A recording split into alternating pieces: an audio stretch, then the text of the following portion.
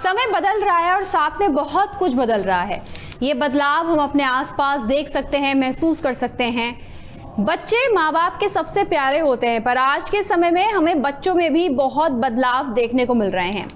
बच्चे जिद्दी हो रहे हैं, बात बात पर गुस्सा करते हैं, अपने बड़ों की बात नहीं मानते और ये सब बहुत छोटी उम्र से ही शुरू हो जाता है।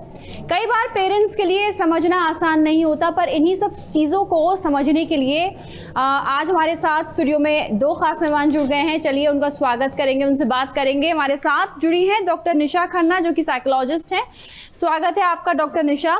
और हमारे साथ जुड़े हैं डॉक्टर BR किलावर, जो कि पीडियाट्रिशियन हैं। आप दोनों का कार्यक्रम में स्वागत है। डॉक्टर निशा, मैं पहले आपके पास आना चाहूंगी। हम बच्चों की बात कर रहे हैं। कई बार बच्चे जो पेरेंट्स होते हैं इस बात की शिकायत करते हैं कि बच्चे सुन नहीं रहे, बच्चे बहुत जिद कर रहे हैं। तो मैं जानना चाहूंगी आपसे, किस उम्र में ये बच्चों के शुरू हो रही है समस्या? पेरेंट्स आते हैं तो क्या आपसे शेयर करते हैं? देखिए, आई वुड से बच्चों की जो आप कह रहे हैं एंगर इश्यूज शुरू होते हैं, वो टेंट्रम्स तो उनके चाइल्डहुड से शुरू हो जाते हैं। अगर बच्चा 2 साल का भी है, 3 साल का भी है, वो भी जिद करता है। अगर आप देखिए, पेरेंट्स बच्चे को जब गोद में लेते हैं, इवन वो 0 to 12 मंथ्स के बीच में होता है, तो वो कितना क्लिंगी हो जाता है अगर मदर उसे हद से ज्यादा गोद में उठाती है। तो कहीं ना कहीं आप ये कह सकते हैं कि वो क्रैंकीनेस वाला बिहेवियर उसी उम्र से शुरू हो जाता है। उसके बाद डेफिनेटली उस पर्टिकुलर समय में इन्वायरमेंट का मेजर रोल होता है। इन्वायरमेंट में बच्चा कंफर्टेबल फील कर रहा है, नहीं कंफर्टेबल फील कर रहा, वहीं से उसकी लर्निंग शुरू हो जाती है, क्योंकि बच्चे के लिए पेरेंट्स रोल मॉडल होते हैं। तो आप आसपास के इन्वायरमेंट में क्या कर रहे हैं, बच्चा बोल नहीं सकता, बट वो महसूस कर सकता है उस 0 to 12 मंथ्स के पीरियड के बीच में भी। तो अगर देखा जाए तो पहले प्रिमिटिव ईयर्स तो 0 to 5 ईयर्स भी होते हैं, बट हमारे जितनी भी डेवलपमेंटल स्टेजेस हैं, हर स्टेज का अपने आप में एक रोल है जो चाइल्ड की साइकोलॉजी में भी इंपॉर्टेंट रोल प्ले करता है। और मैं हर बात पर ये बोलती हूँ कि सबसे पहला स्कूल बच्चे के खुद के माता पिता और उसका घर है। जो हम सीखते हैं वो अपने घर से ही सीखते हैं सबसे पहले, और उस प्रिमिटिव ईयर्स की जो फाउंडेशन है वो आपके आगे आने वाले सभी ईयर्स में मेजर रोल प्ले करती है। चाहे वो आपका टीनेज हो, चाहे वो आपके एडल्टहुड हो, उन सारे एजेस में जिसमें आप जितने भी बिहेवियरल इश्यूज होते हैं या रिलेशनशिप में जो कंसर्न्स आते हैं, वो कहीं ना कहीं हम अपनी उम्र के 0 to 18 ईयर्स में, उसके बाद तो चीजें हम लर्न, ऐसा नहीं है, लर्निंग हर फेज में होती है, हर एज में होती है, बट वक्त के साथ ये लर्निंग बढ़ती जाती है। और कहीं ना कहीं पर हमारा बेस जो है वो पहले 5 ईयर्स में बनता है, और उसके बाद जो भी ऐड होता है बिहेवियर में वो उसमें मेजर रोल प्ले करता है। निशा, क्योंकि हम यहाँ पर बात कर रहे हैं कि जो जिस तरह का माहौल होगा उस तरह का असर, या बच्चे उसी चीज़ को रिफ्लेक्ट करेंगे। जो बच्चे हैं उनमें भी डिप्रेशन, एंजाइटी, इस तरह के मामले सामने आ रहे हैं। बच्चे बहुत खेलते हैं, बहुत एक्टिव रहते हैं, क्योंकि स्कूल जाते हैं तो उनका एक टाइम टेबल भी रहता है। तो बच्चों में डिप्रेशन, एंजाइटी समझ नहीं आ पाता पेरेंट्स को कि वो ऐसी क्या कमी कर रहे हैं कि ऐसी चीज़ें उनमें हो रही हैं। देखिए, बहुत सारे रीजंस हो सकते हैं। बच्चों को हम बहुत सारी चीजें नहीं सिखाते हैं, या तो हम आज की डेट पे तो हम फोन सिखा रहे हैं। बच्चा खाना नहीं खा रहा तो फोन दिखा दे, वीडियो दिखा दे, वो खाना खा लेगा, हमें परेशान नहीं करेगा, वो गेम खेलेगा। तो कहीं ना कहीं वो, अगेन मैं बिहेवियर कह रही हूँ, वो घर से ही सीख रहा है। उसके बाद जब आप बात करते हैं कि बच्चों का एंगर इश्यूज है, I do not know, but मैं आज की डेट में अगर टीनेजर से बात करती हूँ तो जो बिहेवियरल पैटर्न्स पेरेंट्स में होते हैं वो बच्चों में आते हैं। अगर मदर में कई बार सेक्रीफाइजल, सेल्फ सेक्रीफाइस की नीड्स है, वो कहीं ना कहीं डॉटर ने सीख ली या सन ने सीख ली, ऐसा बहुत बार होता है। अगर एक पेरेंट को अग्रेशन आ रहा है और वो पेरेंट के अच्छे रिलेशनशिप नहीं है, अगर इन लॉज के साथ अच्छे रिलेशन है, बहुत ज्यादा अब्यूजिव लैंग्वेज का प्रयोग कर रहे हैं, एक भी पेरेंट प्रयोग कर रहा है, चाहे वो मदर हो या फादर हो, स्पेशली फादर का मोस्टली रोल होता है स्पेशली अब्यूजिव लैंग्वेज से, तो कहीं ना कहीं बच्चे वो पेरेंट से ही मॉडलिंग सीखते हैं। रही बात डिप्रेशन के सिम्टम्स की, एंजाइटी के सिम्टम्स में genetics plays an important role. आसपास का एनवायरनमेंट भी बहुत मेजर रोल प्ले करता है, और डेफिनेटली जब बच्चा स्कूल जाता है वो कैसे बच्चों में घुल मिल रहा है, उसकी सोशलाइजेशन किन बच्चों के साथ है, वो भी मेजर रोल प्ले करती है। अब डिप्रेशन और एंजाइटी के इश्यूज, आप बच्चों को किस तरह का रीइंफोर्समेंट दे रहे हैं, पॉजिटिव रीइंफोर्समेंट दे रहे हैं, उसकी हर जिद पूरी कर रहे हैं, हर उसकी डिमांड पूरी कर रहे हैं। कई बार ऐसा भी होता है, आपने जितनी भी चीजें बचपन में आपको आसानी से नहीं मिली, वो आप बच्चों को उनकी सहूलियत के अकॉर्डिंग उन्हें प्रोवाइड करा देते हैं, कभी ना नहीं बोलते। कई बार बहुत सारे बच्चे होते हैं जो रिजेक्शन ही नहीं ले पाते लाइफ में। अगर कोई रिजेक्ट कर रहा है आपको, चाहे वो करियर पे हमारा इंटरव्यू में सिलेक्शन नहीं हुआ, हमारा इंटर्नशिप में सिलेक्शन नहीं हुआ, या किसी एक पर्सन ने आपको क्रिटिसाइज कर दिया, तो लाइफ वही खत्म नहीं हो जाती। और ये सब चीजें हम वक्त में उन पर्टिकुलर एजेस में सीखते हैं जिसमें कंपटीशन भी होता है, और कंपटीशन में हम एफर्ट्स को अप्रिशिएट करें इंस्पाइट ऑफ हम रिजल्ट पर फोकस करते हैं। पेरेंट्स ये फोकस करते हैं एग्जाम्स में रिजल्ट नहीं आया, वो ये फोकस नहीं करते बच्चे ने कितनी मेहनत की है उस चीज को करने में। तो आई वुड से वो सारी चीजें कहीं ना कहीं मेजर रोल प्ले करती हैं। अगर आप देखें एंजाइटी इश्यूज, बच्चे में फ्यूचर की चिंता, मेरे मार्क्स अच्छे आएंगे कि नहीं आएंगे, कहीं ना कहीं बार पेरेंटल प्रेशर होता है जो मेजर रोल प्ले करते हैं। हम आगे विस्तार से बात करेंगे। कहीं ना कहीं पेरेंट्स बच्चों को प्रिपेयर करें कि वो आगे बढ़ें बच्चे, और एज उनकी आगे बढ़े तो वो हर चीज़ को कोप अप कर पाए। मैं यहाँ पे डॉक्टर BR किलावत से बात करना चाहूँगी। पीडियाट्रिशियन है, बहुत इंपॉर्टेंट रोल होता है पीडियाट्रिशियन का। जब से बच्चा पैदा होता है उससे तभी से रोल शुरू हो जाता है। मैं आपसे जानना चाहूँगी, बच्चों में आपके हिसाब से एंगर इश्यूज या डिप्रेशन इश्यूज क्यों आ रहे हैं?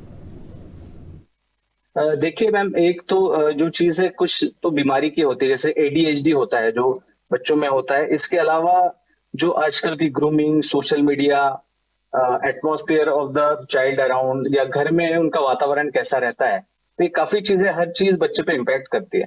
मोस्ट ऑफ द फैमिलीज आजकल न्यूक्लियर फैमिलीज है, तो this is also one of the factor की जिसकी वजह से काफी बच्चों में एंगर इश्यूज, या जहाँ पे जॉइंट फैमिली होती है तो there are people who can look after the child, who can space out the child, बाहर ले जा सकते हैं, घुमा सकते हैं। तो एक आइसोलेशन भी काफी बच्चों में होता है। इसके अलावा 7 साल से बड़े जो बच्चे होते हैं which are in the stage of transition from childhood to adult, समझेंगे काफी इम्पैक्ट जो है, इम्पैक्ट ऑफ फ्रेंड्स होता है। जैसे स्कूल में किस बच्चों के साथ आपका बच्चा रह रहा है, उन बच्चों की ग्रुप में, उन बच्चों की हैबिट्स कैसी है, बच्चों को अच्छी आदतें लगाना। इसके अलावा एक सोशल मीडिया का काफी इम्पैक्ट रहता है जो एडोलेसेंट टीनेजर्स में जो देखा जाता है। तो इनको कितना स्क्रीन टाइम देना चाहिए, and it should be monitored screen time. तो ये चीजें काफी बात करेंगे डॉक्टर किलावत, लेकिन जो आपने ADHD की बात करी है, attention deficit hyper activity disorder, तो आप, मैं चाहूंगी आप थोड़ा सा इसके बारे में बताएं कि क्या है ये। ADHD में जो बच्चे होते हैं इनमें डिफरेंट साइकोलॉजी होते हैं जिससे हम पता लगा सकते हैं कि इस बच्चे को ADHD के लक्षण या सिम्टम्स है। तो ये बच्चे हमेशा बहुत हाइपर एक्टिव रहते हैं। एक तो होता है कि वैसे तो 2-3 साल के बच्चे एक्टिव होते हैं, खेलते रहते हैं, but these children have very less attention. तो ये अपना पढ़ाई में अपना ध्यान नहीं दे पाते, या कोई भी आप कोई चीज इनको सिखाना चाहोगे तो इनको सीखने में भी बहुत दिक्कत होती है। तो इन बच्चों को स्पेशली स्क्रीन करके दे नीड स्पेशल एजुकेशन। तो जितना जल्दी हम इन चीजों के लक्षण पहचान लेते हैं और जितने जल्दी इनको आइसोलेट करके स्पेशल ट्रीटमेंट या इनको अटेंशन देना जरूरी होता है। एज अ साइकोलॉजिस्ट का भी इसमें एक काफी बड़ा रोल होता है for the diagnosis of this children. बिल्कुल, यहाँ पर मैं आपके पास आना चाहूंगी डॉक्टर निशा, क्योंकि हम कह रहे हैं कि घर में जैसा माहौल होगा बच्चे वैसे होंगे। क्या ऐसा होता है कि घर में अगर सही माहौल ना हो तो बच्चों में वो चीज़ें आनी शुरू हो जाती हैं, कुछ सिम्टम्स, कुछ ऐसी चीज़ें, कुछ वो आप बताना चाहेंगे कि किन चीज़ों का ध्यान रखें? आपके बच्चों में वो होनी शुरू हो रही हैं, तो यानी चीज़ें ठीक नहीं हैं, you need to change something. ADHD में बच्चों जो है अटेंशन सीकिंग बिहेवियर करते हैं, उनका हाइपर एक्टिविटी लेवल बढ़ जाता है, इम्पल्सिव बिहेवियर हो जाता है। अब उसी तरह डिप्रेशन के अगर सिम्टम्स आ रहे हैं, बच्चा अलग थलग रह रहा है, किसी से बात नहीं कर रहा, दोस्तों से मिल नहीं रहा है, खाने पीने की हैबिट्स में चेंज है, सोने की हैबिट्स में चेंज है, बहुत ज्यादा टाइम सोशल मीडिया पर स्पेंड कर सकता है, क्योंकि वर्चुअल वर्ल्ड में आजकल बच्चे ज्यादा टाइम स्पेंड करना चाहते हैं। जैसा कि डॉक्टर साहब ने भी कहा, मैं बोलूंगी स्क्रीन टाइम डेफिनेटली वो सोशल मीडिया आज के दौर में मेजर रोल प्ले कर रहा है। साथ ही जैसे एंजाइटी, स्टडीज का बहुत प्रेशर होता है, वो पर्टिकुलर किस सब्जेक्ट में कितने मार्क्स आ रहे हैं। इवन आजकल पेरेंट्स भी बहुत सारी एक्टिविटीज बच्चों से करवाना चाहते हैं और बच्चे भी बहुत एम्बिशियस है। I lots of kids I face just 16 years old के मैं बच्चों को कल भी एक बिटिया से बात कर रही थी, तो उस पर्टिकुलर केसेस में भी मैंने ये चीज देखी है कि ये बच्चों के को अपने दिल की बात करनी है, उनके पेरेंट्स उन्हें जज ना करें, और वो छोटी छोटी बात पर जब भी कोई गुस्सा भी होता है तो कहीं ना कहीं पेरेंट्स का बिहेवियर कैसा है, जैसे इस बच्ची में सेल्फ सेक्रीफाइसल बिहेवियर है, तो वो बिहेवियर उसने अपनी मदर से सीखा है। एक और बच्ची है मेरे पास 16 साल की, वो हर बात पर रो देती है, अपने आप को काट लेती है, पेरेंट्स को पता भी नहीं चलता। आपके बच्चे कई बार थाइस पर कटिंग कर सेल्फ म्यूटिलेशन कर रहे होते हैं, आपके बच्चे शोल्डर्स पर सेल्फ म्यूटिलेशन कर रहे होते हैं, आर्म्स पर सेल्फ म्यूटिलेशन कर रहे होते हैं, रिस्ट पर। अगर पेरेंट्स इन छोटी छोटी चीजों को नोटिस करें, पेरेंट्स का बिहेवियर क्या है आपस में, कई बार बच्चे इस तरह से आते हैं और मुझे बाद में पेरेंट्स को बुलाना पड़ता है। गुस्से की भी बात हो रही है कि बच्चा गुस्सा करे, बच्चा गुस्सा करते हैं, बच्चे जिद भी करते हैं, ऐसे में पेरेंट्स को क्या करना चाहिए, उनका क्या रिएक्शन होना चाहिए बच्चे के जिद या गुस्सा करने पर? देखिए, मुझे सबसे अच्छी चीज लगती है अगर कोई भी बात है उसको लॉजिक से और कम्युनिकेशन से रिजॉल्व किया जा सकता है। अगर बच्चा कोई भी कार्य नहीं कर रहा है, हमें समझना होगा एंगर के पीछे हो सकता है सबलाइन इशू, डिप्रेसिव सिम्टम्स हो या परफेक्शनिज्म हो, it may be a possibility. अगर बच्चे से आप एम्बिशंस की उम्मीद कर रहे हो और बच्चे बहुत एम्बिशियस है, तो आप उनको वो, जैसे मैंने बोला कि हम रिजेक्शन फेस करना सिखाएं, रेजिलियंस सिखाएं। अगर लाइफ में एक बार फेलियर हो जाता है या एक चीज में आप सफल नहीं हो पाते हो, तो हम उस चीज पर काम करना नहीं छोड़ते हैं। अगर एक काम में गलती निकलती है तो हम उस काम को रिपीट करते हैं, हम गिव अप नहीं करते हैं लाइफ में। जैसे चींटी पहाड़ पर चढ़ती है तो वो पहाड़ पर चढ़ना बंद नहीं करती है, वो रेस्ट लेती है फिर चढ़ती है, रेस्ट लेती है फिर चढ़ती है। तो आपका कंसंट्रेशन, फोकस लेवल, जब आप सक्सेसफुल होते हो तो उसमें डिसअपॉइंटमेंट्स मेजर रोल प्ले करती हैं, फेलियर्स मेजर रोल प्ले करते हैं। उन फेलियर्स को बैठ के एनालाइज करें। अगर बच्चे के कम मार्क्स आए हैं तो वो कम मार्क्स क्यों आए हैं, किन रीजंस की वजह से आए हैं, किन एरियाज में बच्चे को प्रॉब्लम हो रही है। गिव एन एग्जांपल, मेरे पास एक 13 साल की बच्ची पेरेंट्स लास्ट वीक लेकर आए थे और बच्ची को वर्ड्स को पढ़ने में प्रॉब्लम हो रहा था। वो कुछ चीजें उसको जो विजुअल दिखाया जा रहा था वो समझ पा रही थी, बट उसकी प्रोसेसिंग स्लो थी। जब उसकी हिस्ट्री में गए तो वो बच्ची जिसे कहते हैं 7 मंथ की प्रेगनेंसी, जैसे प्री मेच्योर बच्चा था, उसने स्लो बोलना सीखा, वो हर चीज में पीछे थी, बट पेरेंट्स ने ध्यान नहीं दिया। उसमें कुछ सेल्फ म्यूटिलेशन के सिम्टम्स एनालाइजेशन बहुत जरूरी है। Doctor B R. किलावत, मैं आपके पास आना चाहूंगी क्योंकि हम यहाँ बात कर रहे हैं बच्चों की, और कितना ज़रूरी है बच्चों को एक्सप्रेस करना। क्या एज आप पीडियाट्रिशियन के तौर पे क्या एडवाइस करना चाहेंगे, कितना इम्पोर्टेंट है कि पेरेंट्स अपने बच्चों से बात करें और ये श्योर करें कि बच्चा अपने आप को अच्छे से एक्सप्रेस कर रहा है, और उसकी इम्पोर्टेंस कितनी है एक्सप्रेस करने की हर चीज़? सी, एक्सप्रेशन ऑफ द बेबी बोलूंगा या चाइल्ड बोलूंगा, it starts from the motherhood and from the early childhood also for the baby. तो बेबी का क्यूज क्या है, जैसे एक नई मदर जो होती है वो पहचान लेते हैं कि हाँ बेबी को अभी फीडिंग का समय हो गया। ऐसे ही throughout the childhood also baby gives you all the symptoms कि हाँ मुझे, जैसा कि बच्चा कोई स्कूल जाके आया है तो parents must spend some time with the child to ask कि आपका स्कूल कैसा रहा, स्कूल में कैसा था, टीचर कैसे थे, पढ़ाई कैसा हुआ आपका, आपने क्या क्या एंजॉय किया। देन अपने बच्चे को आपने समय देना चाहिए, जैसे सप्ताह में एक बार हाँ आप उसको कहीं बाहर लेके जा रहे हैं, पार्क में समय दे रहे हैं, तो इट इज वेरी इंपॉर्टेंट। क्योंकि बच्चा तभी आपसे, जब वो आप पे विश्वास करेगा, जैसा एक छोटा बच्चा जो होता है वो आंख बंद करके अपने माँ पे विश्वास करता है कि basic needs like feeding everything उन्हें पता है कि अपनी माँ करने वाली। वैसे जैसे बच्चे बड़े होने लगते हैं तो आपको हर चीज टेंशन देना, चाहे स्कूल हो चाहे रिजेक्शन हो, रिजेक्शन को बच्चे को एक्सेप्ट करना है, ये आपको उसके साथ खड़ा रह के सिखाना पड़ेगा। क्योंकि बहुत से बार कुछ बच्चे बड़े फ्रेजाइल होते हैं कि थोड़ा सा भी रिजेक्शन आने के बाद में they have a mood off, then ये बात नहीं करेंगे, या स्कूल जाने से भी काफी बच्चे फिर मना करते हैं। तो आपको बच्चे के साथ समय बिताना काफी जरूरी है एट एवरी पॉइंट। जैसे कि स्ट्रेस है स्टडी का, तो आपने समय देना पड़ेगा बच्चे के साथ, उसको हेल्प करनी पड़ेगी कहाँ पे दिक्कत है। तो this is very important factor to socialise the child so that peers के साथ में उसका अटैचमेंट ठीक हो, और स्कूल की जो स्ट्रेसेस है उसको मिनिमाइज करना भी एक पेरेंट्स का काम है, और साथ ही उसको हेल्प करना ये काफी जरूरी है। डॉक्टर निशा, मैं एक्सप्रेस जो हम बात कर रहे हैं कि बच्चा अच्छे से एक्सप्रेस करे, उस पर आप क्या कहना चाहेंगे? वो एक्सप्रेशन अगर बिना फीलिंग्स के है तो कोई रोल नहीं है उसका।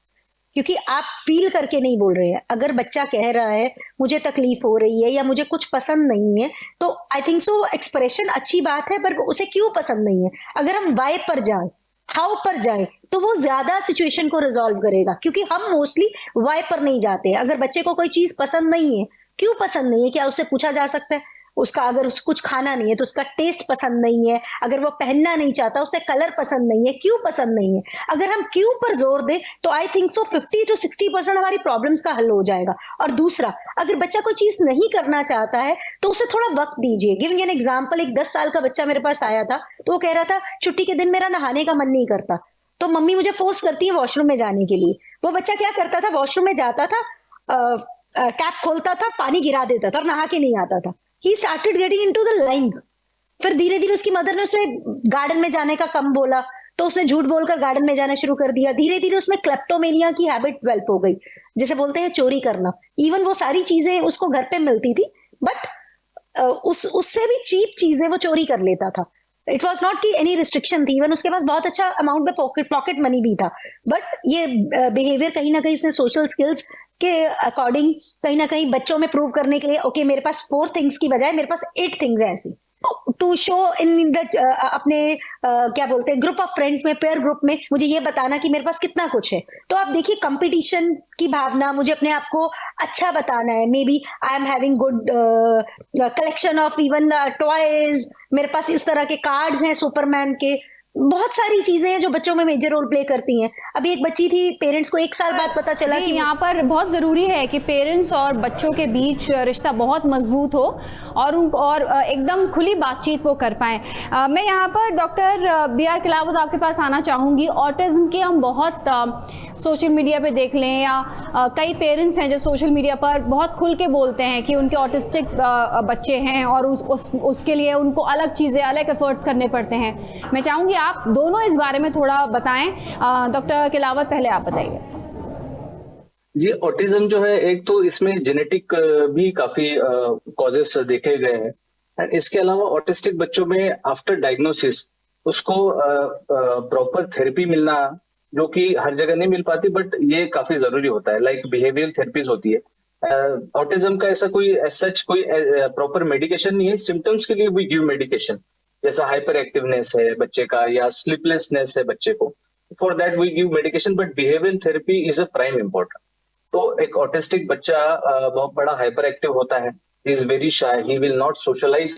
जो इसके मेन लक्षण जो है, it is very poor socialization, एक काफी इंपॉर्टेंट इसका एक सिम्टम है। तो बच्चों को सोशलाइज कैसे किया जाए? कुछ बच्चों में ऑटिज्म के काफी चीजों से उनको दिक्कत होती है, जैसे तेज आवाज हो गई, या कोई सॉफ्ट कोई कारपेट है उस पे चलना, या कोई एक टिपिकल टॉय या कोई एक ऐसी चीजों से ही ये बच्चे बार बार खेलते रहेंगे, या एक हैंड बार बार हाथ हिलाते रहना, या फेस का मूवमेंट। तो ये काफी चीजें ऐसी टिपिकल होती है।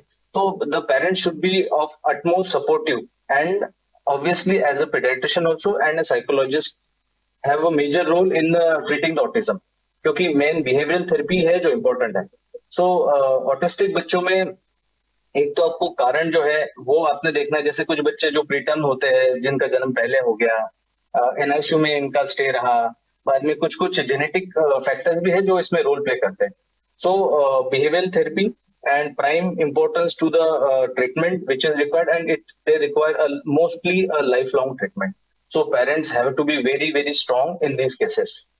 बिल्कुल। तो यहाँ पर डॉक्टर निशा, मैं आपसे जानना चाहूँगी ऑटिज्म के बारे में आप क्या बताओगे, और दूसरी बात मैं चाहूँगी आप इसके बारे में बताएं कि जब इस तरह की फैमिली आती है जहाँ कोई बच्चा ऑटिज्म से जूझ रहा है और पेरेंट्स को ऑब्वियसली बच्चे के साथ सपोर्ट करना है, क्या सोसाइटी अभी तक इन चीज़ों को एक्सेप्ट कर पाई है, या ये एज अ फैमिली ये बहुत मुश्किल हो जाता है सोसाइटी में जाना और घुलना मिलना?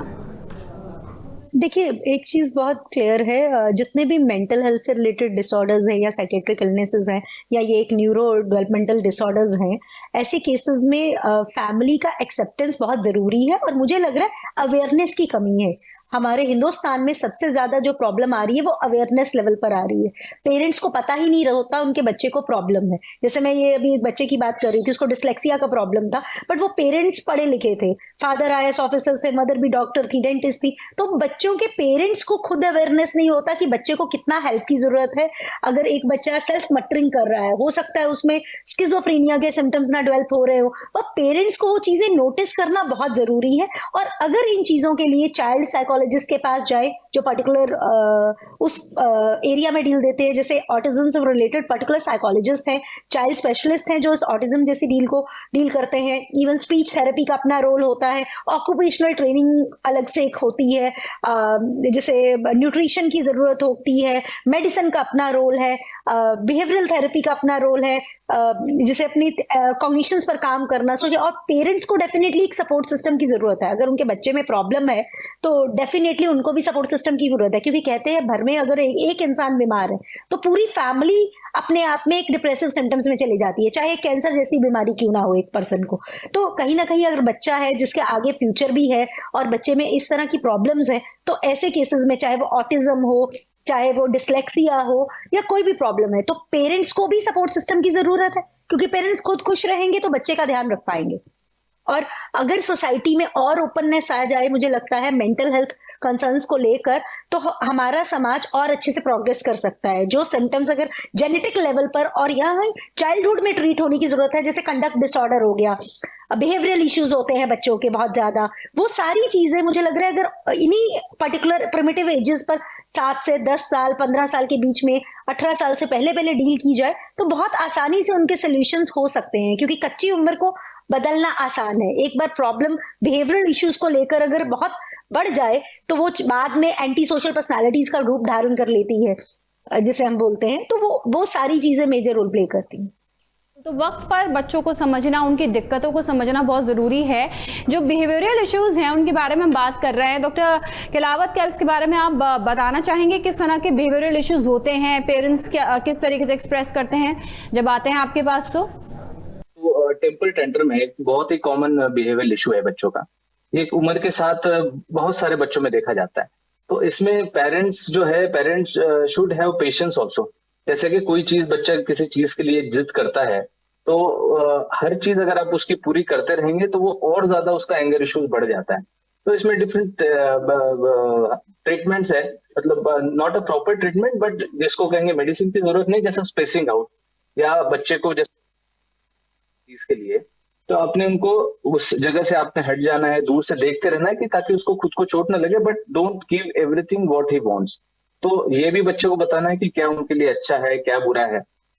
इसके अलावा जैसा बड़े बच्चों की बात करें तो अभी सोशल मीडिया या स्क्रीन टाइम के लिए बच्चे दे आर वेरी पॉजिटिव। बहुत से पेरेंट्स कहते हैं कि हम खाना खिलाने के लिए हमें जरूरत पड़ती है बच्चों को स्क्रीन टाइम देने की।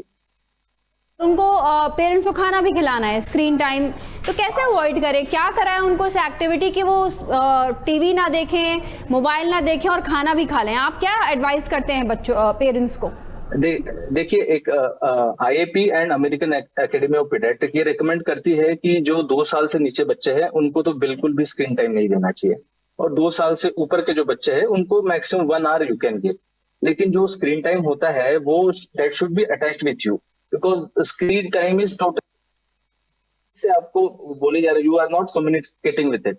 तो जो भी अगर स्क्रीन टाइम भी आप बच्चों को देते हैं तो what content you are giving to the child and how you are processing it, everything should be processed through you. तो आपने समझाना है बच्चे को, क्योंकि बच्चों की मेमोरी जो होती है ये मोस्टली 3D मेमोरी होती है, and what we are showing in the screen it is a 2 directional, it is a 2D thing. तो मेमोराइज ज्यादा चीजें अच्छी बेहतर होती है जो हम 3D में देखते हैं। तो अगर कोई कोई चीज बता रहे हो या कोई पोएम या कुछ करके भी खुद को बच्चों के साथ साथ वो चीज को समझाना है। डॉक्टर निशा, क्योंकि हम बच्चों की बात कर रहे हैं, एक चीज के लिए रोते हैं और समझा लो तो एकदम दूसरी चीज में लगा दो तो भूल जाते हैं कि किस चीज के लिए रो रहे थे। तो क्या हम इस चीज़ का इस्तेमाल कर सकते हैं उस तरफ बच्चों को मोटिवेट करने के लिए कि वो ज़्यादा स्क्रीन ना देखें और चीज़ें करें? क्या हम इस चीज़ का यूज़ कर सकते हैं बच्चों में जो ये क्वालिटी होती है जो उनका ग्रोथ में धीरे धीरे फिर ख़त्म होती है? ये देखिए क्या होता है, बच्चों के साथ टाइम स्पेंड करने की जरूरत होती है, क्वालिटी ऑफ टाइम। आप बच्चों को कलरिंग करना सिखा सकते हैं, पेंटिंग करना सिखा सकते हैं, स्केचिंग करना सिखा सकते हैं। आप बच्चों के साथ कैरम जैसे इंडोर गेम खेल सकते हैं, चेस कर खेलना सिखा सकते हैं। अगर देखा जाए तो पुराने जमाने में जब हम लोग के टाइम पर फोन्स नहीं होते थे तो हमारे पेरेंट्स यही करते थे। हम लोग बैडमिंटन खेलते थे, हम क्रिकेट खेलते थे, इवन घर में ही खेलते थे ये छोटी छोटी गेम्स। आई डोंट नो, हम काइट फ्लाइंग करते थे। तो ये छोटी छोटी चीजें मेजर रोल प्ले करती हैं। आपका पेरेंट्स के साथ इंटरेक्शन इन्हीं चीजों से होता है। आपने कॉपी पेंसिल दे दिया, बच्चे को कुछ ड्रॉ करने के लिए दे दिया, ये indoor games, outdoor games, I would say वो अगर हम चीजों को इन्वॉल्व कर सकते तो बहुत मेजर रोल मुझे लगता है। क्योंकि पेरेंट्स खुद भी आज की डेट में अगर वर्क लाइफ बैलेंस लाना है तो काम से आने के बाद सोशल मीडिया देखते हैं, या सोशल मीडिया या नेटफ्लिक्स।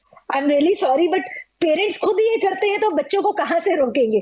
आई थिंक सो हम सब लोगों को भी ये होना चाहिए कि हम वॉक के लिए जाएं। जब पेरेंट्स आइडल होते हैं तो बच्चों को भी लगता है कि हमें जाना है। आई इनकरेज इवन पेरेंट्स, जब भी मेरे पास आते हैं आप बच्चों के साथ फिजिकल एक्टिविटी में इन्वॉल्व हुए, इमोशंस के बारे में बात करिए, क्या पसंद है क्या नहीं पसंद है, क्यों ये करना चाहते क्यों नहीं करना चाहते, आपका बेस्ट फ्रेंड क्यों है, कौन है, क्यों बेस्ट फ्रेंड बना, उसमें कौन सी बात अच्छी लगती है, आप जिंदगी में क्या बनना चाहते हैं, क्या सीखना, आप अपने आप में क्या बदलाव जाना चाहते हैं। जैसे बोलते हैं आप डाइनिंग टेबल पर रूल बनाइए कि आप खाना साथ में खाएंगे, तो वो भी बच्चों के लिए बहुत जरूरी है। क्योंकि बहुत सारे घरों में ये डिसिप्लिन नहीं होता।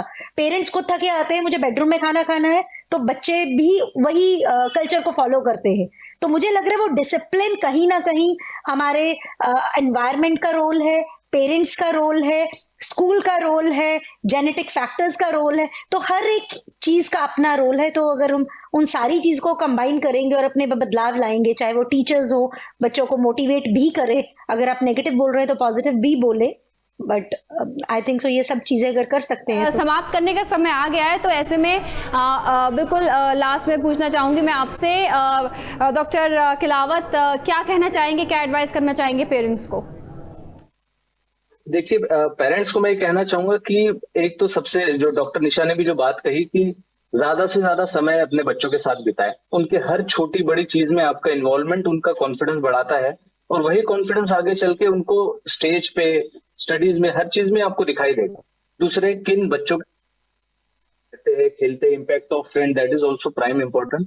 अच्छी आदतें बच्चों को लगाएं, आप से ही वह सीखने वाले हैं। तो गुड हैबिट्स, इसके अलावा सोशल मीडिया जो है उस पर कंट्रोल बिल्कुल पेरेंट्स का होना चाहिए। और इस टीनेज में बच्चे कैसे क्या बिहेव करते हैं दूसरों के साथ, ये चीज, and manage the stress of the studies of the child, this is prime thing which I feel it should be done. आप बताइए, क्या एडवाइस करना चाहेंगे पेरेंट्स को? मैं यही कहूँगी बच्चों के साथ क्वालिटी टाइम स्पेंड करिए, क्वांटिटी ऑफ टाइम नहीं। क्योंकि वर्किंग पेरेंट्स हैं तो उनके पास ना टाइम होता है।